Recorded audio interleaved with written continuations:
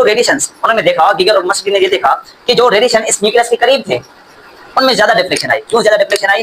क्योंकि जो न्यूक्लियस के सरफेस पर जो इलेक्ट्रिक फील्ड होती है वो होती है 10⁻21 वोल्ट पर मीटर होती है। न्यूक्लियस के सरफेस पर जो इलेक्ट्रिक फील्ड होती है वो होती है 10⁻21 वोल्ट पर मीटर होती है, और जो एटॉमिक सरफेस पर इलेक्ट्रिक फील्ड होती है वो होती है 10⁻13 वोल्ट पर मीटर होती है। तो जो न्यूक्लियर सरफेस की इलेक्ट्रिक फील्ड है वो ज्यादा है, जब ज्यादा फील्ड होगी तो ज्यादा डिफ्लेक्शन होगी, और इसके एटॉमिक सरफेस पर जो फील्ड है वो क्या है 10⁻13 वोल्ट पर मीटर है, as compare to nuclear field that is weak field. एक फीबलर फील्ड है, फीबलर फील्ड है, वीक फील्ड है, तो कैसे?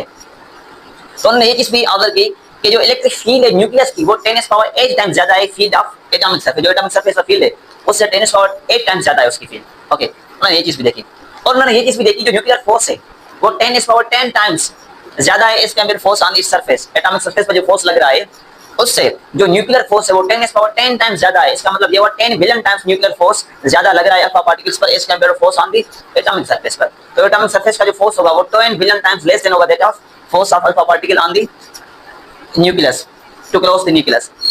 ओके, तो इन बातों की वजह से ये फेल हो गया।